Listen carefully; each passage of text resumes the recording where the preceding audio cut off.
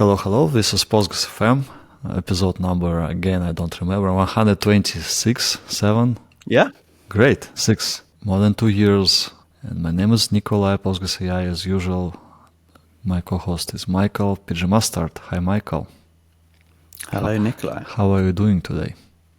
Yeah, good. How are you? Good, I'm great as well. So let's play some Tetris, column Tetris. Talk about this game. It's not a very fun game, is it? I like Tetris, but column Tetris not so much. Yeah.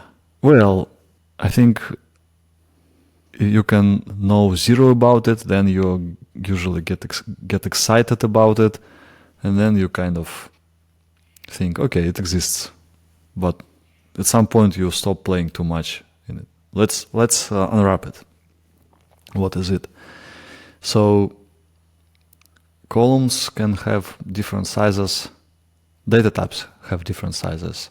Yes. And most folks say, for example, integer, big int, small int, but I prefer saying int 4, int 8, int 2, because it exactly, like you see exactly how many bytes it occupies. Timestamps, regardless of with time zone, without time zone, they all occupy 8 bytes. UUID, I think 16, right? It's huge. Or 8 as well. I think 16. I always forget. I actually can't remember. Yeah. Boolean, which should take only 1 bit, takes whole 8 bits, so 1 byte, right? It's very wasteful way to store your flags, like true-false values. What else? They're the big ones, aren't they? I guess you've got varying length. All the numeric ones. In fact, the documentation is great at listing what they all are. But yeah, the varying length ones, I think, are the other big category. Yeah, Varlina, like text and varchar and JSON arrays, JSONB, of course, and all these guys, they are variable length and it's different story.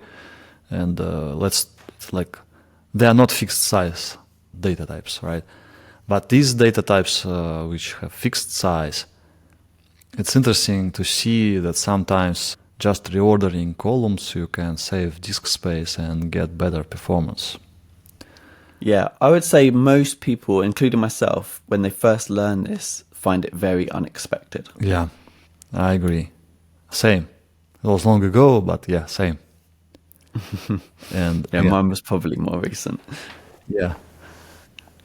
But yeah, so I don't know if you want to get into any of the details as to why. I don't fully understand the reasons why, but what I was reading. Let's just say it's something about efficiency of how CPU works. And if it's 8 bytes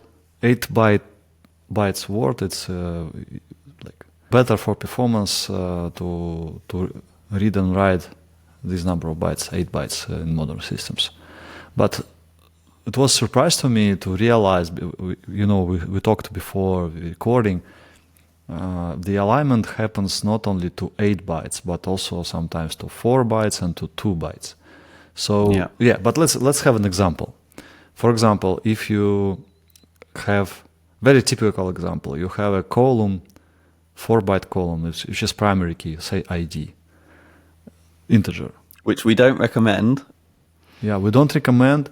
And I always it's interesting, like you see something, you learn something usually by doing some mistakes and going through some pain in production and so on, and then you start recommending something, but still people use integer for primary keys, for example, Supabase and OreoliDB. They just had great release. It was on top of Hacker News. But by the way, congratulations, it looks great. Benchmarks look great. Beta 7, right? Yeah, and I admire Alexander Korotkov a lot. Like he helped me personally many times, and nice. For example, recently we had a discussion about track planning, and we didn't mention that there is a good thread and discussion of sampling to mitigate overhead from PGSA statements. I discussed it with Korotkov some time ago. I dropped a line, and he immediately commented in that thread. So it's cool. It's cool. Great. But he used integer for primary key in examples of benchmarks. But when table is named like users can we have 2.1 billion insert attempts to such table? Maybe yes, I don't know. Depends on the size of the project. But anyway, we don't recommend using integer for primary keys, as you mentioned. I stay at this point again, but I'm less aggressive judging people when they use integer for primary keys. So a lot of the argument for int4 primary key versus int8 would be saving space. But due to this alignment padding issue, if you're going to follow it with an 8 created at timestamp, for example, 8 bytes. Yes, exactly. Super common. If that's the order when you create your table, you're not saving space even other than and we'll get to this, other than maybe in some indexes, you're not saving space by using the smaller data type. So I think it's really fascinating, and as I said, for me it was unexpected, not because I knew better, but because I think in like when you create things in any other in most other formats, like you see their length grow as you add things together, and you don't consider that the lower level structure is going to be like grouped into little pages. I guess the one exception is when you're creating maybe some PDFs or something. Like, let's say you wanted to print out the documentation into PDFs. You probably would want to start new chapters on new pages, for example. Like there's some formatting when you do books and things. You don't want the chapter to be at the end of a page. And so it's that kind of thing, right? It's kind of shifting data to start at a new point, so to make things easier for the thing. Yeah, when you use Google Docs, for example, you insert page break. Yeah, similar. A good analogy, I agree. So back to example again, if it's integer for primary key, and then created at timestamp, and then, for example, I don't know, like org ID or something, like group ID, also integer 4, or integer 8, doesn't matter. At storage level, what happens between ID and created at between the first and the second columns, Postgres will just fill it up with 4 zeros. And we can see it using PG hexedit on Linux. If you have Ubuntu or something, you can have this graphical interface which works on top of page inspect extension. You can see zeros with your own eyes, right? It's from Peter Gagan. Is that the Peter Gagan? Yeah. I've seen him using it. Yeah, I used it a few times, but I remember it required Ubuntu. I'm not sure, maybe it's possible to run it on macOS right now, so I use it in virtual machine, like a little bit of overhead to run. But these zeros are that padding, yes. Yeah, since the second column is 8 bytes, for efficiency, Postgres adds 4 zeros, so the first column also basically takes 8 bytes instead of 4. So two first columns, they both take 16 bytes instead of 12, right? And it means it's if you use the int 8 or big int primary key, it would be the same in terms of storage here, as you said. And we do recommend using integer 4, because who knows, maybe you will achieve 2.1 billion for your sequence, or which is generating the numbers. And once you achieve that, sequence itself is 8 bytes always. It's okay. But if the column where insert is 4 bytes, with zeros always, right? You will end up having problem because you cannot insert into it anymore, because, like, I mean, larger values, larger than 2.1 billion won't be possible to insert, because the capacity of 4 bytes is 4.2 billion, and we have signed int. And it's a bad situation because the big surgery will be needed on this table. It's really like not easy topic, and we touched it a few times in the past. Mm-hmm. Okay, but what I didn't realize until very recently, that padding can happen also to 4 bytes and to 2 bytes. So if you have, for example, int2, int2, int4, 3 columns, they take 8 bytes, right? But if you have int2, int4 int2s, moving one of the int2s to the end, the first int2 is going to be padded to 4 bytes, then 4 bytes, then 2 bytes. So overall it would be 10 bytes. This was a surprise to me, because I thought they will take only 8 bytes. It's not so. So padding happens at different levels. 8 bytes, 4 bytes, and also 2 bytes, as you said. The same thing. If you use Boolean, and you can see similarly that it's going to be padded either to 2 or 4 or 8 bytes, depending on the subsequent columns data type. Exactly, always the next one. Yeah. And also, to make picture complete, if we have, for example, first example we used int4 primary key created at timestamp taking 8 bytes, and then, for example, I don't know, like org ID or something, also 4 bytes. So padding for first column is going to be up to 8 bytes, then we have 8 bytes, and in the end it also will be padding, but not for the tuple, it will be padding for before next tuple. So overall we will end up having 3 8-byte words, it's 24 bytes, right? And just moving the third column to the second position, we will go down from 24 bytes to 16 bytes, right? Also, there are 24 bytes for tuple header, which is actually 23, but 1 byte is not used, as I remember. But it's also padded always to 24 bytes. So overall, we will have 48 bytes per tuple instead of 40. And this is amount of saving per tuple we can achieve if we just move, we just pack 2 int4 data types together into one 8-byte position. And this will contradict with our recommendation to use int8 primary keys. But again, the reason for int8 primary keys is to avoid risks of surgery for the table. If you do know, you will never achieve for your sequence value, you will never achieve 2.1 billion value, never ever. It's okay. I could even use 2-byte integer, small int, if I know I won't achieve 32,000, right? I don't, something like this. I'm not good at factors of 2. It requires careful planning, so you need to think about future and all possibilities. But my rule of thumb is just use int8, and that's it. But back to this additional example, this is kind of significant saving, right? From 48 to 40 bytes. It's kind of 20%, right? As a percentage. But then I think where this becomes meaningful is when people have huge tables. So we're talking about only a small number, like bytes. In this day and age, even RAM's not that expensive. Like, it's expensive at scale, but we can get quite powerful machines for not very much money these days, and loads of storage for not very much money. So I think this really about RAM, because the storage is not only about storage; it's spamming RAM with zeros.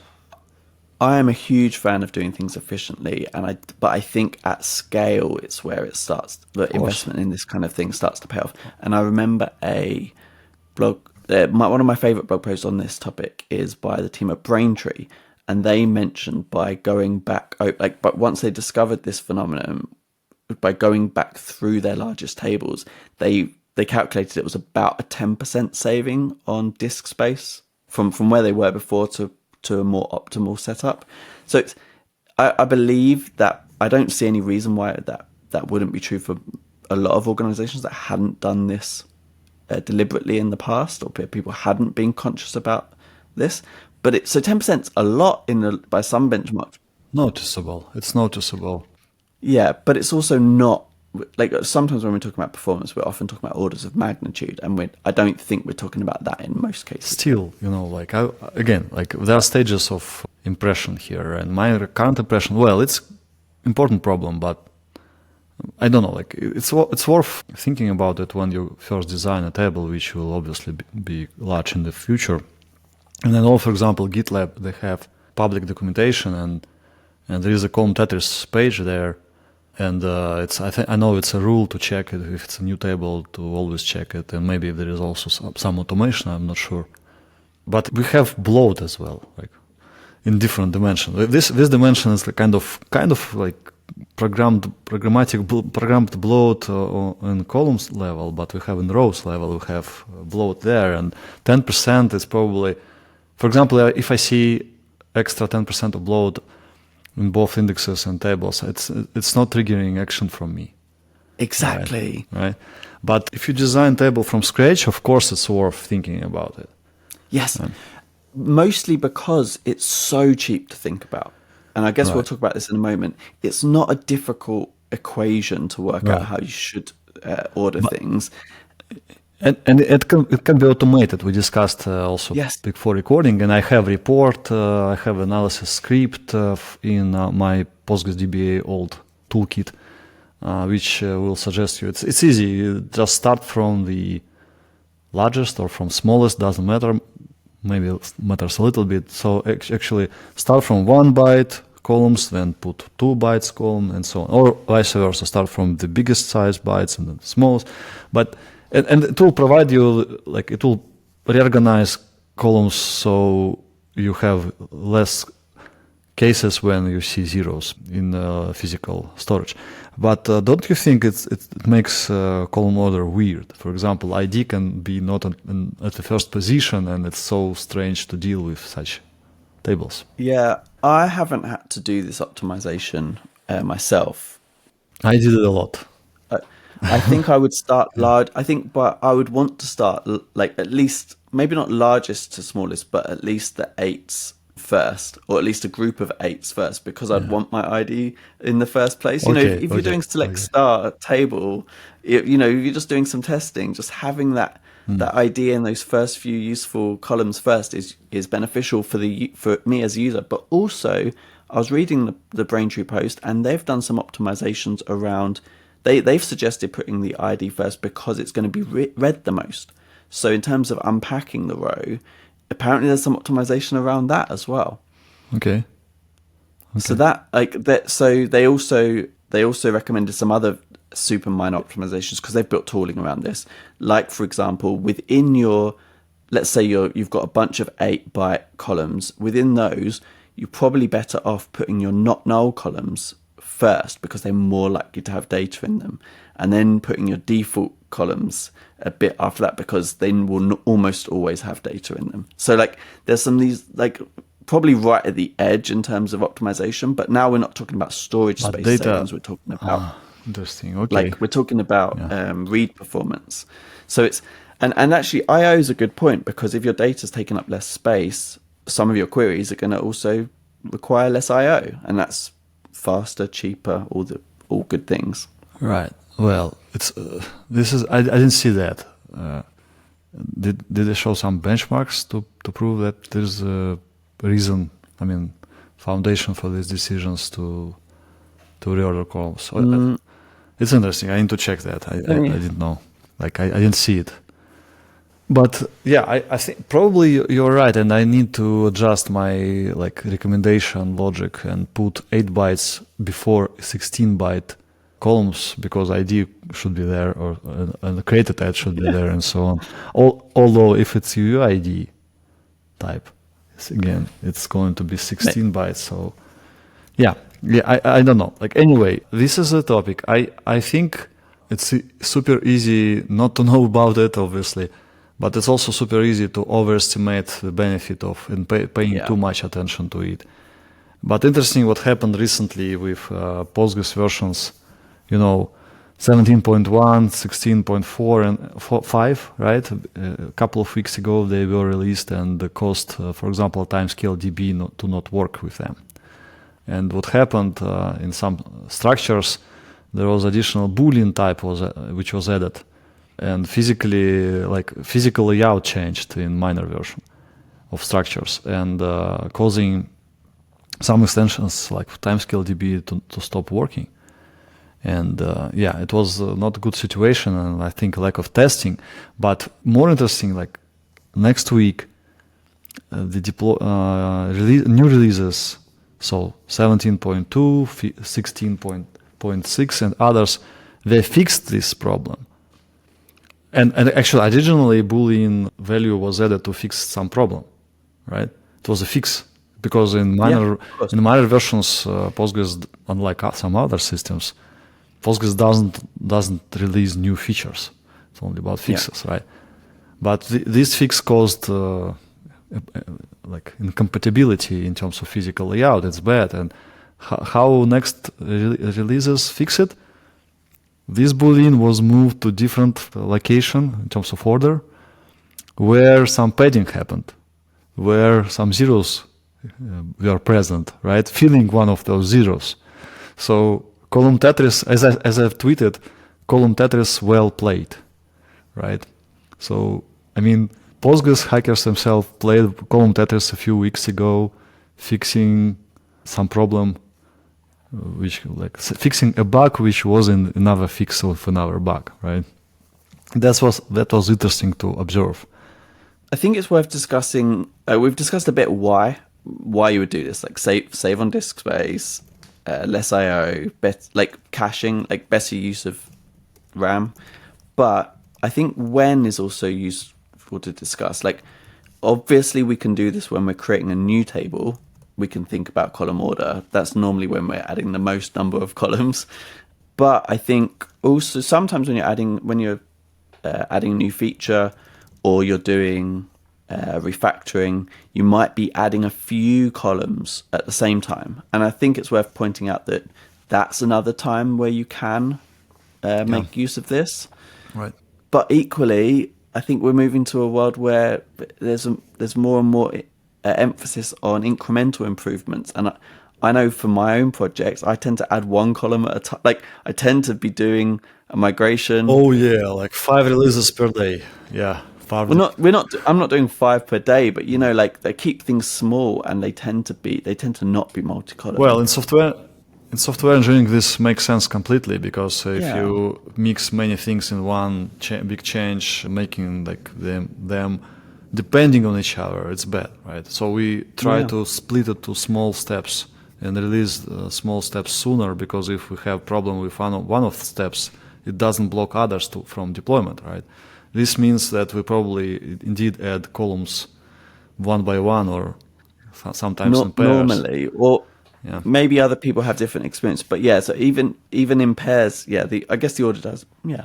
But in this context, in previous context, what do you think? First of all, when Postgres creates, when we run create a table with many columns, what? Why Postgres doesn't? You're going to ask if it does. Why doesn't it do it by default? Well, itself, yeah. Then it's unexpected in a different way. Like we were saying, I want my ID to come first. No. Imagine we had a logical order and physical order. Instead of at num column in PG attribute, we would have two, right? And we know what to present to user, like logical, and we know physical, because at creation time, Postgres would have some algorithm to reorganize it, right? And I think it's possible. I'm not sure if it was discussed. Like, it should be discussed a few times, but obviously it's not happened. It didn't happen yet. But further, let's think. Let's dream a little bit additionally, and based on this case with new releases, minor releases, which played column Tetris. When you have an existing table, imagine we have an existing table and we have some padding happening there, and we add a Boolean column. And table is huge. We could add it. I mean, Postgres could add it probably to some different position, not increasing size at all, right?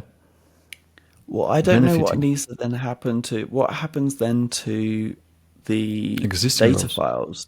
Yeah. Well, existing rows is different. If we need a full rewrite, we do it, right? But since Postgres 11, if you define default for a column, it will be virtual, so without physical rewrite. It's just, it will say, okay, until this moment, I think in xmin or something, right? Until this transaction ID, all old rows, they virtually have this value, even we don't write it physically, but it was great optimization. And actually what I discussed here, it's also in the same area of possible optimization Postgres could have, right? So only future rows will have it. They had zeros already, padding. Okay. Would the padding look different? Well, there is specific additional place in Postgres. I don't remember, I forgot, but in Postgres 11 it was created for defaults, right? Saying all rows kind of have this value for this column, which is new. All future values will be read. All future rows will have it in normal way. Same here. We have padding zeros, right? In future, this column say it like fired, right? Boolean, true or false, or null, 3-value logic. We can have it not in some position where we had zeros for all the rows. All new rows will have not zero. That's it. It's good, right? Yeah, I mean, it would be beautiful. It would be lovely. It'd be, in real Tetris, if it's getting quite fast and you're starting to get some of these gaps, every now and again you get a shape that looks exactly like a gap you've got right down near the bottom, and you want to just pick it up and pop it in. Yeah. It would feel like that, wouldn't it? Similar, yeah. Another good analogy, right? So I think there is some sense in this optimization.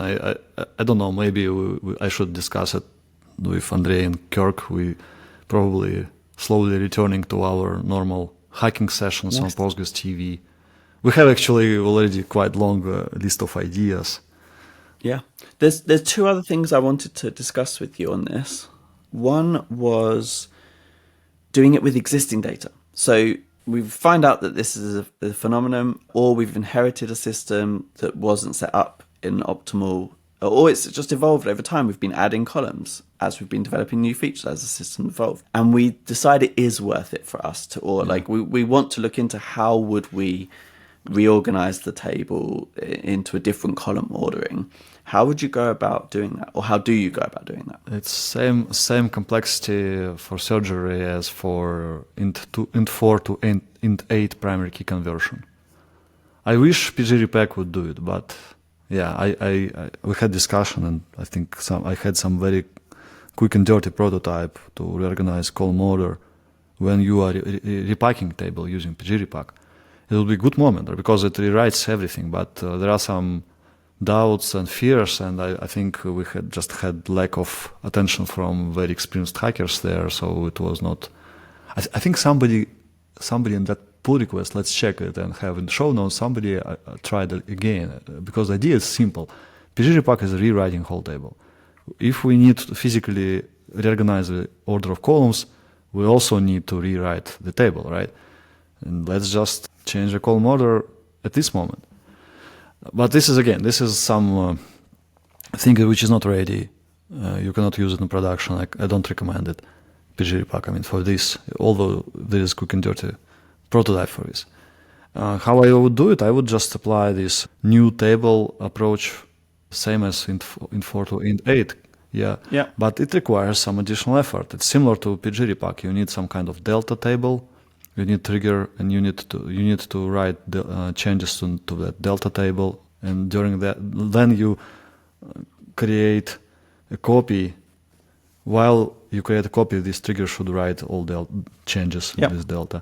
Then copy is created. There are interesting tricks there to minimize the duration of transactions, as I remember.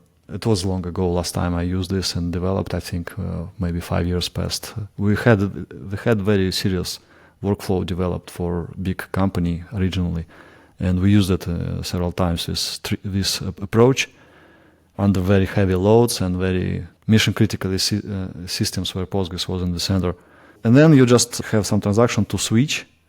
You should be very careful. Foreign keys will be the biggest problem actually in terms of switch. Well, I had an alternative. Logical replication. Yeah. But and I think if you've only just discovered this and you have several large tables that you want to do it on all at the same time, I realize it's heavy-handed if it's not your largest table, or if you've got tons of data that is already pretty optimal. But if you're doing one big retroactive, maybe. Well, what's the downside of logical? As always, downsides of using logical under heavy loads, it's tricky sometimes. And in this case, we need publication for one table, so we need carefully work with retries and so on, because some logs will be needed. They won't block other sessions, but you can just fail it. For example, if you have long-running auto vacuums process which is processing your table to prevent transaction ID wraparound, you won't be able to get lock for long, while it's running, so you'll fail it.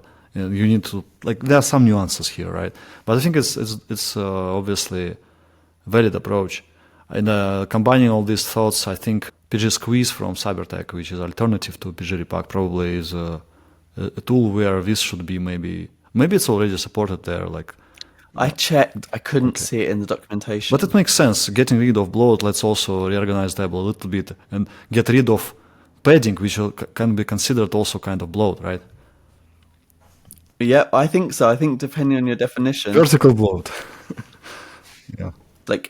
If you rebuilt your table now, would how much smaller would it be? Is kind of how I think of bloat as the delta between how big is it now, how big would it be if you're talking about dump restore, you can check it like that, or with vacuum full, but it won't remove padding zeros.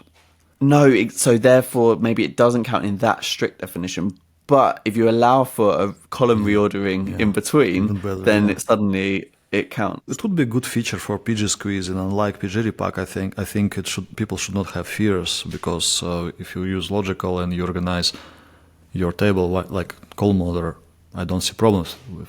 Same. Yeah, because PG Repack, it works with substituting real file node and file nodes, and it's basically substituting files. It's kind of a hack, right? And it sounds scary, while PG Squeeze is using official API, basically, logical decoding, right? Which is good because sometimes PG Repack is not available. If it's a managed Postgres offering and they forgot to add PG Repack, I don't know why they could do it, but actually I think Supabase doesn't have PG Repack. Interesting. Yeah, I think so. I think I checked last week. We had a new client came, they are on Supabase. And I think I checked and didn't see PG Repack among supported extensions. I wonder how Supabase clients deal with Bloat, or maybe they don't care yet. But by the way, again, congratulations with OreoliDB. It's great. Yep. OreoliDB is a super innovative thing, which has high chances to be widely used, because I think it's on Apache license, and the plan is to have it as extension for regular Postgres, which is great. But it's not yet there, because some changes need to be done in Postgres core. But there are chances it will be done. And it's not recommended. It's not recommended for production use yet. Well, yeah, of course, because basically it requires patching the original Postgres. I think it's more than that. I think there's still other. Yeah, it requires many years to build a reliable database, and it can be considered a kind of new database because it's heavily modified Postgres, right? Storage layer is heavily modified there. Yeah, I can't wait to see, we discussed it with Korotkov, that branching can be native in Postgres. This could be huge. Yeah, there's a lot of promise there, I think, yeah. But anyway, back to PG Squeeze, I think it's a good idea if it support. You have many ideas today, but back to practical. These are more episodes. These are separate episodes.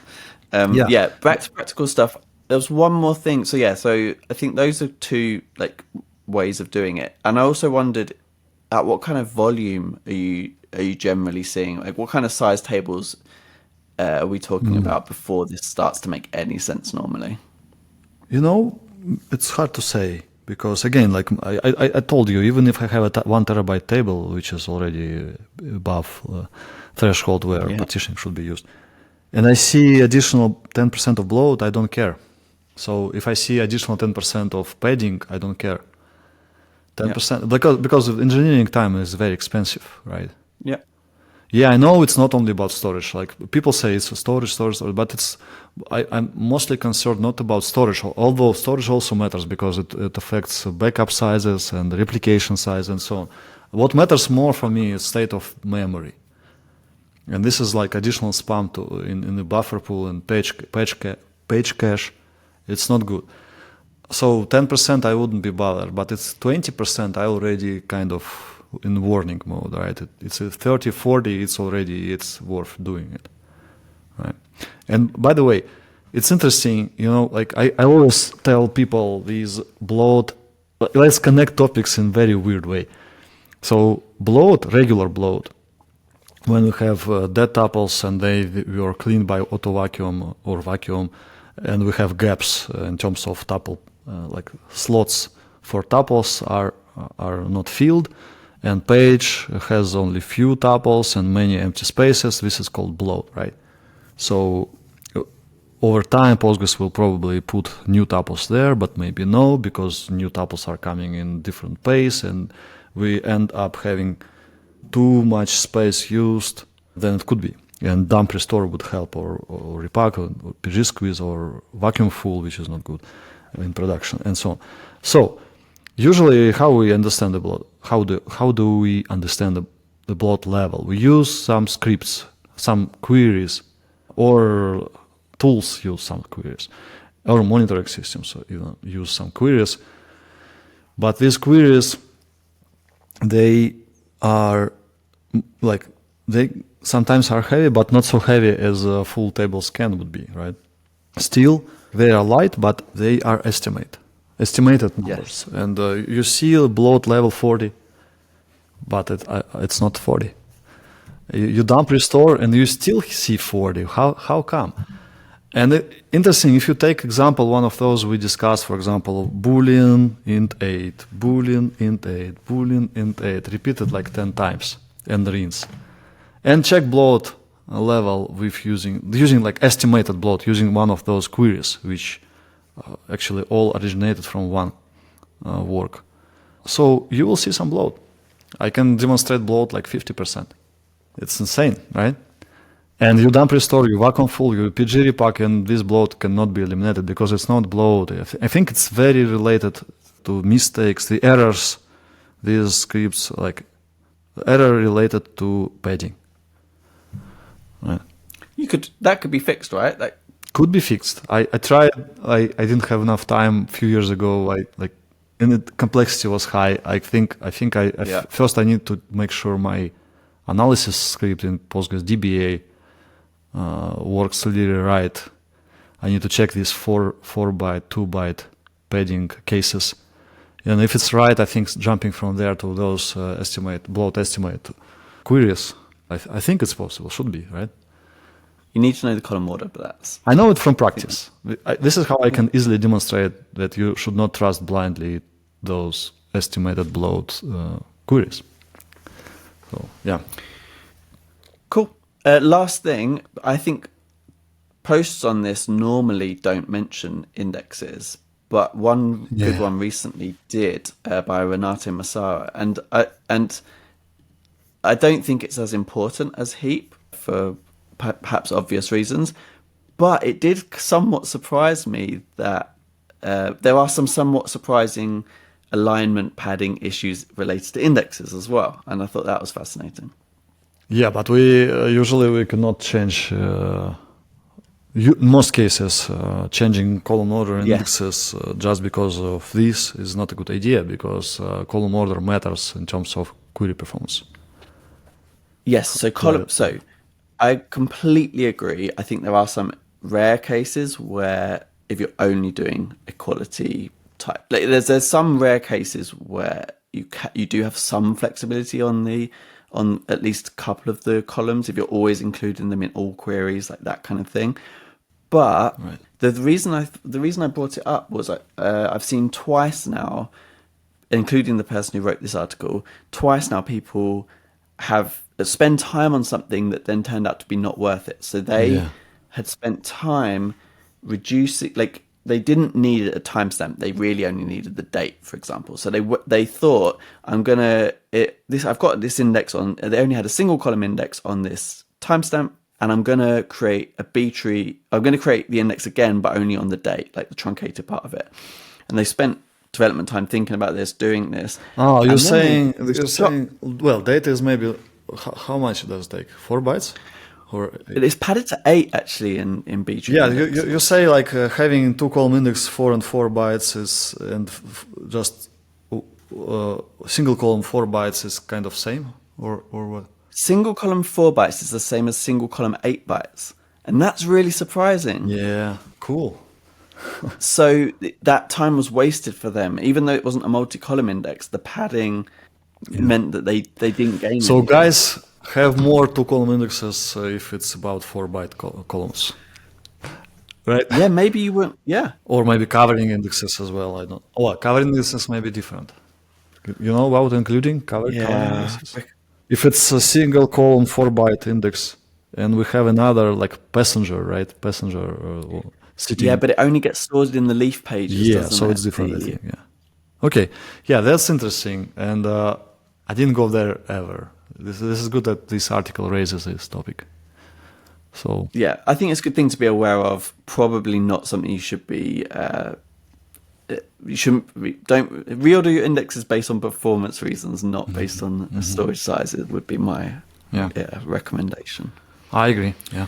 Oh, yeah. But yeah, a really good point that I hadn't realized until I read this article. Okay, good stuff. Thank you for choosing this Nice topic. one.